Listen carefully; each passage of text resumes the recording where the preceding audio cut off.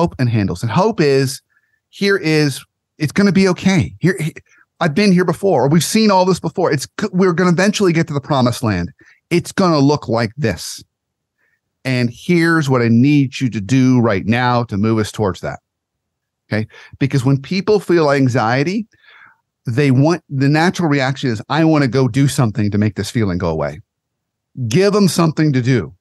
If you get people wound up and don't give them any way to solve for that anxiety, you're going to see odd behaviors because they want it to go away and they're looking for a way to scratch that itch.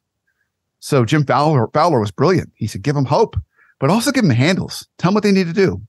So you combine all these things together. We'll do Stockdale principle, and then we'll do Jim Fowler. Okay, we're going to be really transparent. Hey, folks, this is what's going on.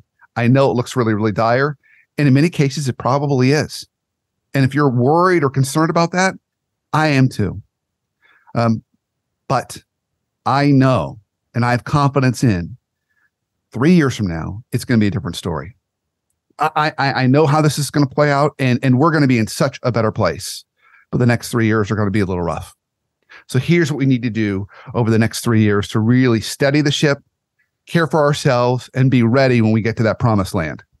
So kind of combine them that way, and it's going to really help leaders create that structure on how to handle those challenges that create, anxiety for our teams and can create a little chaos and confusion because, after all, we're trying to drive focus for our folks.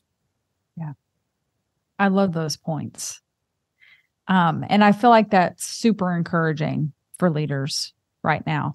How is there a certain number of touch points, Brandon, when you're facing something like that the leader should, like a number of times the leader should check in with their team? How does that look?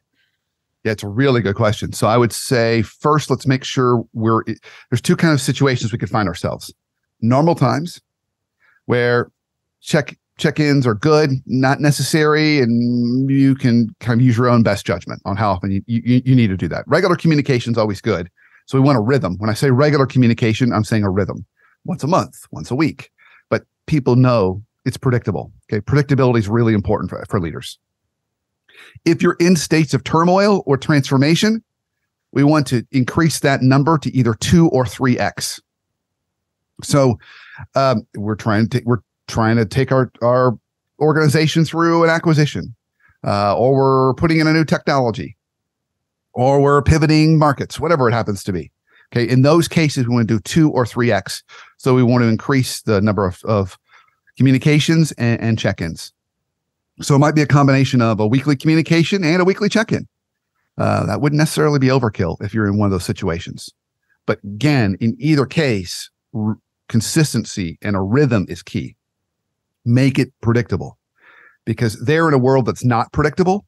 And so they want the predictability to create that steadiness. The consistency is really, really important. And is there a best recommended method for that? Or is there some mixing in the sense of like in-person versus Zoom or video versus written communication? You can use your best judgment. I think it's always good to have some kind of if you're the leader, some kind of a note from the leader's desk kind of email that goes out, and maybe you tell a story about something that's happened to you, at home with your family and how it makes you reflect on what the organization's going through, something to kind of reinforce the value that you're trying to promote. So I think that's always good to put out. We're a modern leader today might also mix in video, and if they truly want to be a little more authentic, they might just go old school and just use their phone. Not overly produce it. Do a quick maybe video and if you're going to do that, depending upon the tone and tenor, if you're trying to create a little more comfort or psychological safety with your organization, I would encourage you to be somewhat casual in your attire, still professional, but somewhat casual, and do it like out on your back porch or do it in your kitchen.